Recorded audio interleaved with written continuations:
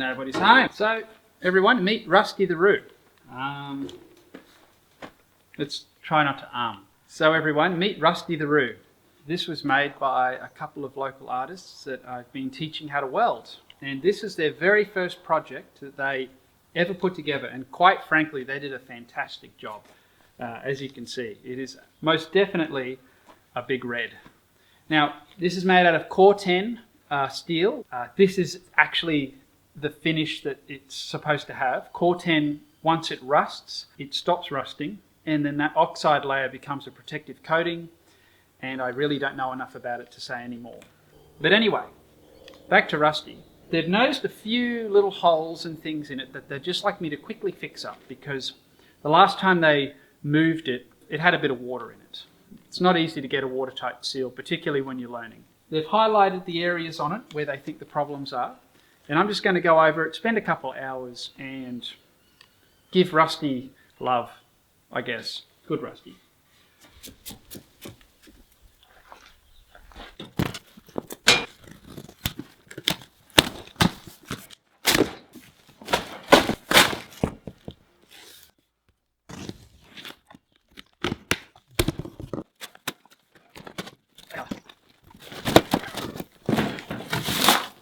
Oh.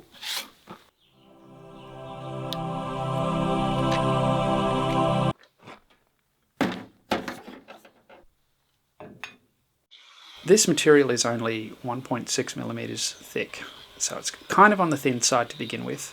And on top of that, the way they sort of cleaned up the welds, it got really thin. This is a common mistake that people make when starting their welding journey.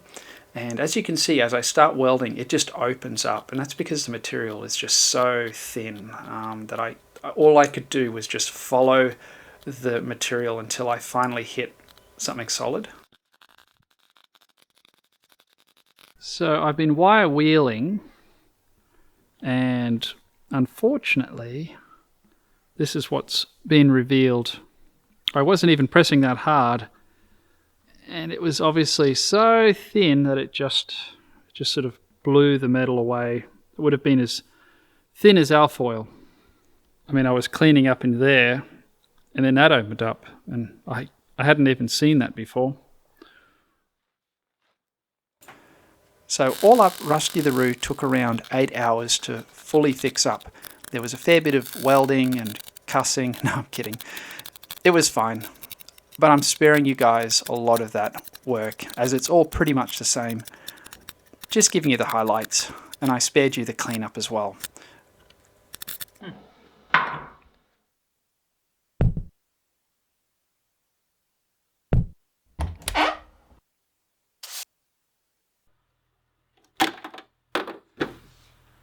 Let's try aluminium.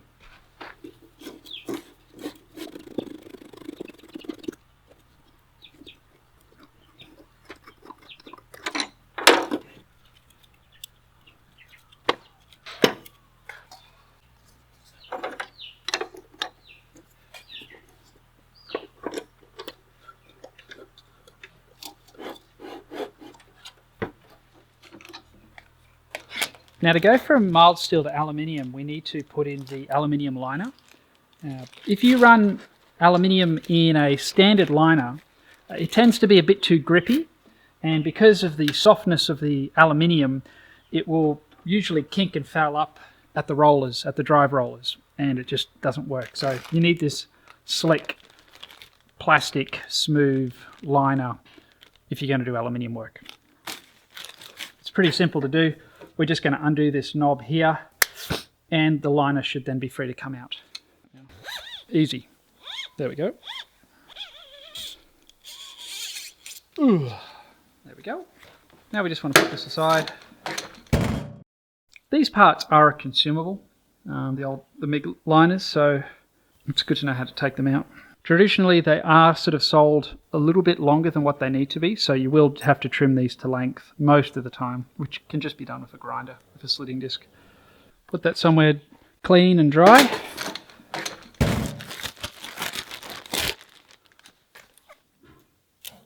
All right. In this case, the aluminium liner has given us excess plastic. That's a lot easier to trim than the wire. It's just the last, I don't know, foot that actually it's brass or copper or it's something. It's only steel at the end. That's just to cope with the heat.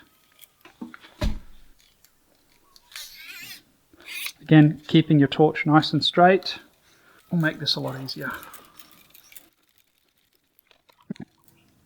I am going to pull the other end apart because that's a lot of excess. We'll just confirm that that's correct.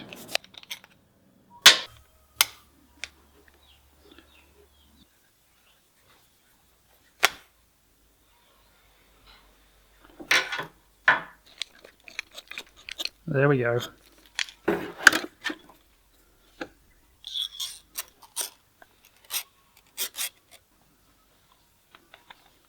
Okay.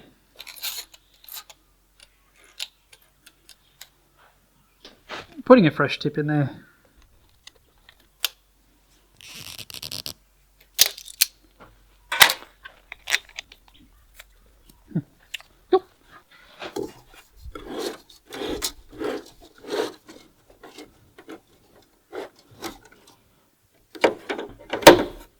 This is argon CO2 blend with a touch of oxygen. Don't ask me why. I thought that oxygen was bad to sort of, get mixed up with the whole welding thing. Anyway, you can't use normal MIG gas for aluminium. You've got to run pure argon. So let's swap the bottle around.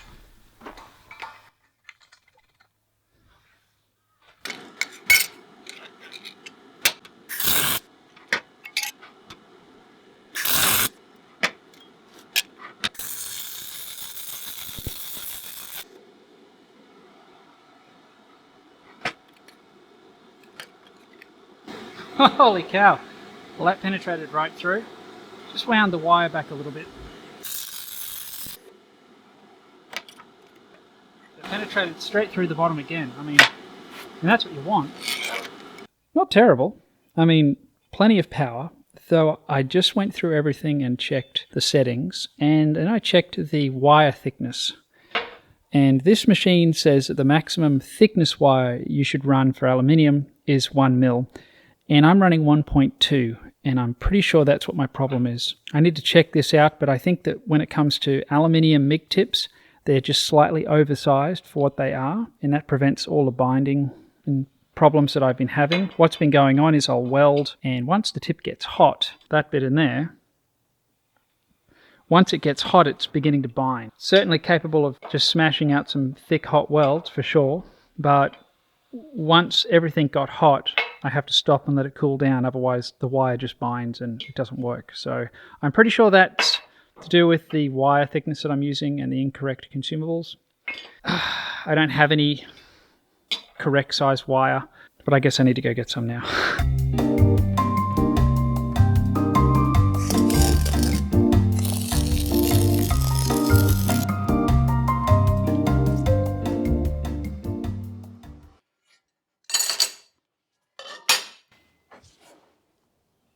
Yeah, something like that. So this is going to be a small, I hesitate to use the word crane, but that's more or less what it is. Just a bit of a lifting jig to go on the back of a truck that's just got to lift some sound gear off. It only weighs 50 kilos, and the guy who's getting it understands that it's only going to be rated for like 50 kilos. Let's not do anything silly.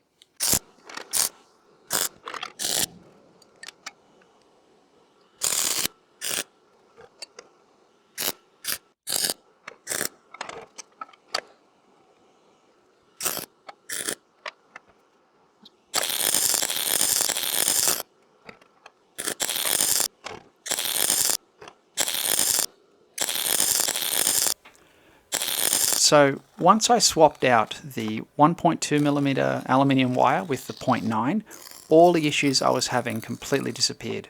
With the thicker wire, I didn't have the right size tip, and the aluminium was grabbing as soon as it started to get hot. I could go maybe 3 inches and then it just would stop working. And thankfully, the right size wire with the right size tip, funny that, worked perfectly. Didn't have to stop once, for that issue. I did have to stop, however, because I was putting so much heat into this that I was risking blowing through the thinner aluminium tube upright.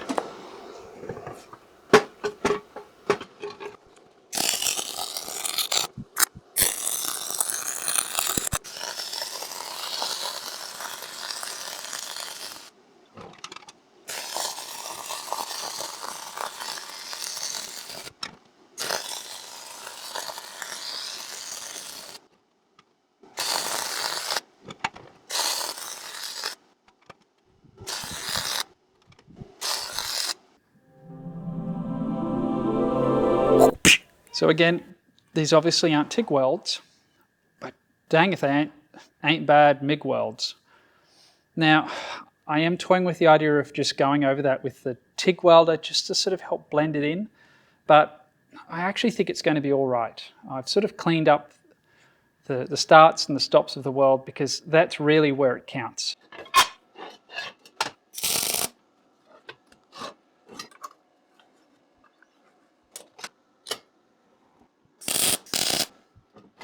Right, just need to go and drill that hole out now. Easier to do that before I make this thing steaming hot.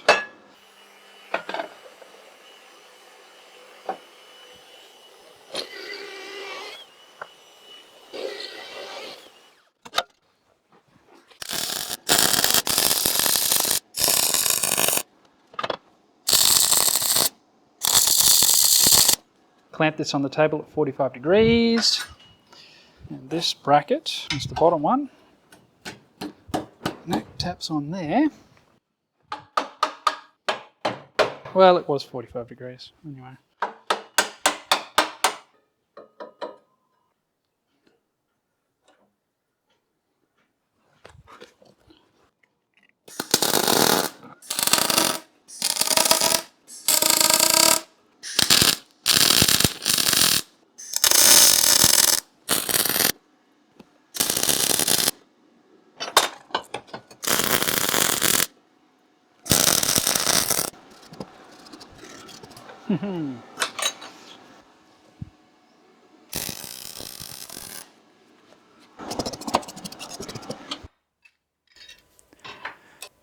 So there's a second bracket, and to get the spacing, I machined these rollers oversized, unlike that hole which is undersized.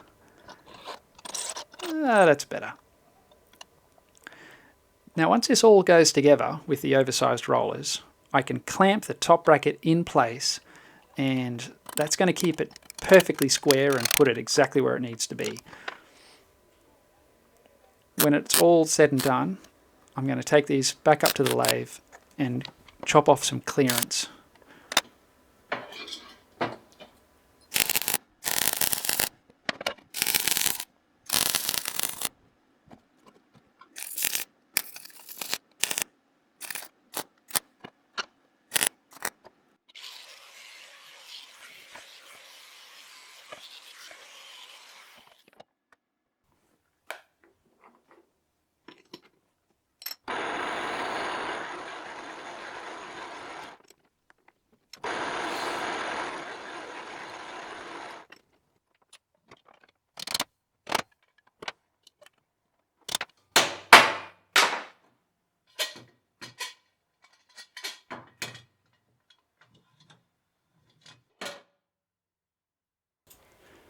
Having finished fabricating the supporting arm for the crane, I now sort of needed to get everything aligned perfectly so I could make it all one, if that makes sense. There's a little bit of fluffing around, but I got it pretty much spot on. Very satisfying.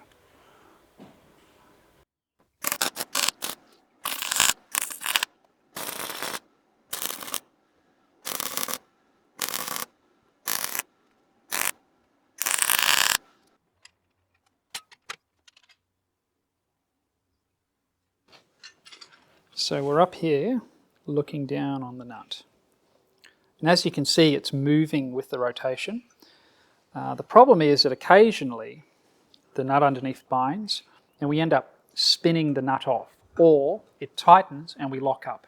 Now, I kind of knew this was going to be a problem. I just wanted to throw it together on the bench to see how it feels, how it rotates, and I'm super happy with this action. The solution to this is actually quite simple. I'm going to bore this out and make a small spacer so that when this nut is done up tight, it's not actually putting any pressure on this top plate. I'm going to leave, I don't know, half of a mil, don't know what that is in thou, but there'll be a small gap so that, yeah, basically there's going to be no rubbing on this nut and the bolt. There's only going to be load that way. And there's also an extra bracket here that I made, which has this nice little rating on the side, 100 kg. This bracket will go out here, and this will go around a tradie bar that's on the back of the truck that this is going. And that's just going to lock it in and make it extra secure, which is great. And if I actually wanted to give this a legitimate load rating, what you have to do, at least this is what I was taught, is you build something and you basically keep lifting things until you break it. And at that point, you halve the weight once it gets to that catastrophic failure point, and that's its load rating. Now, I'm not going to do that because I'm only building one of these. It's for a family member. He's a really sensible guy, and he's basically just going to be lifting a sound rack off the back of his truck, which weighs 50 kilos, or lifting the spare tire because it has a massive spare tire. Though I will try and lift 200 kilos with this just to, you know, try to be faithful to that whole principle. I got to stop playing with it.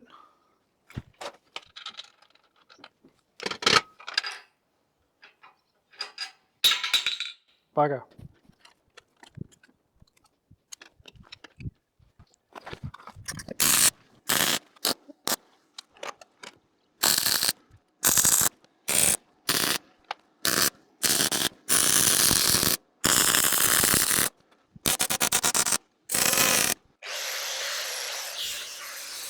All right, so we have the end roller. Sorry if this is drawing out a bit. I'm going into all the detail because why not? This is going to support the strap. Now, I ended up going to a 13mm rod here because it's going to cop all of the weight, where the rods down that are supporting the two rollers that sort of help the pivoting process, they've only got 10mm, but it's spread out over 2 pins, and I figure it'll be all right. So this is the system. The only thing left to do is the washer at the top. But now, that should be captive. Yes, it is. If it ever needs to be replaced, well, I can just make a whole new bracket.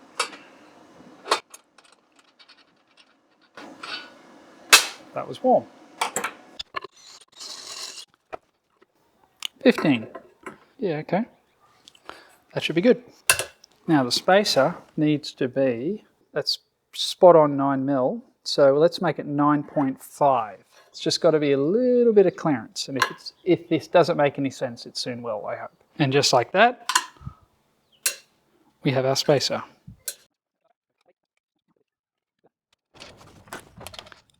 And it don't move. I should be able to tighten that as hard as I want, and it doesn't make any difference. There is the slightest air gap under there, but it isn't touching. That's good. So this job is pretty much finished at this point. All I had to do was bolt it all together and get it to my brother-in-law's truck.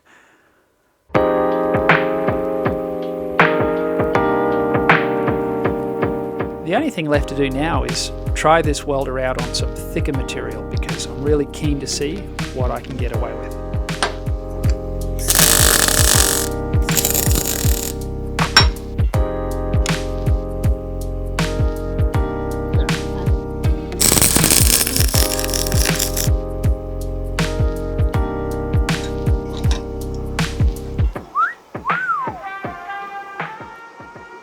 Penetrated all the way through. See that? Yeah. So super happy with these results. For a vertical up, not a problem. This machine can handle it. but it's not really a true test for the thicker side of things. So let's just do some fillet welds now on some 10mm plate, because that's really going to test it out.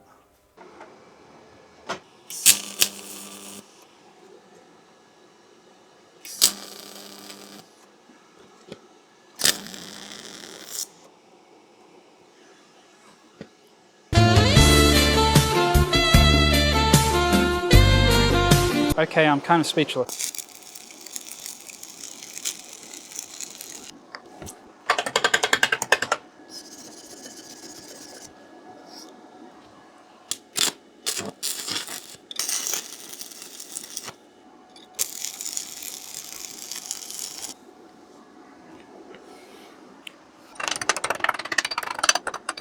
Yeah. You know, if you were doing a repair out in the middle of a field with the wind blowing a gale and trucks going past and the cows, you know, doing their business in close proximity, stick welding is totally fine. Shall we deface that beautiful weld?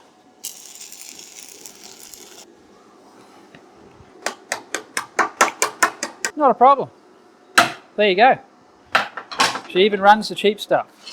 So we're at the back end of the of this video now. And probably time to talk about the things that I don't like about this machine. There's only a couple. One is, and this is really a minor thing, but it's just, oh wow, yeah, okay, is that this spring really should be captive and attached onto this nut. Yeah, so it becomes a little bit of a handful having to line that up in there, hold it with this finger. You know, it doesn't have to be that hard. If this was recessed slightly and that was attached onto there, there could be a groove, something. Just that little change would make a big difference to changing the wire out on this. Again, this is a minor thing, but it's just, you know, it's just something that I discovered and I was like, that could have been a little bit better. The other thing that I found that wasn't as good as it could be was this gas fitting connection. Now, this works perfectly fine. There's nothing wrong with this. It's only that I'm tethered to a gas bottle with this design unless I have a spanner handy to undo it. So, you know, if I wanted to take this machine out into the field and use gasless wire or stick weld, it would be nice to have the convenience of just popping that off as opposed to undoing it with a spanner. It's not a big deal, you know, at the end of the day. It's just, yeah, these are just my critiques, if you like. Totally not deal breakers, but yeah. The only other really minor thing is how loud this welder is. It is quite noisy. The fans are on more than they're off. But in saying that, I would rather a noisy machine that was reliable, in other words, it didn't go out on thermal overload all the time, rather than a quiet machine that went out on thermal overload because the fans weren't on enough. So, you know, that's probably my only other critique. But in saying that, like I say, it's been very reliable, it's never overheated, and it probably has those big fans in there for a reason. She's generating some heat in there and it needs those fans to keep it cool. So it's not really a big deal. Thanks for sticking this one out. It's been a long video. If you are interested in this machine, there'll be a link in the description. This thing is a beast. For its size, for the output, man, it's really quite impressive. So I'll catch you in the next one, and feel free to like and subscribe and do all that stuff. It all helps. Yeah. Chicken's asleep. Man, what a life. Catch you guys.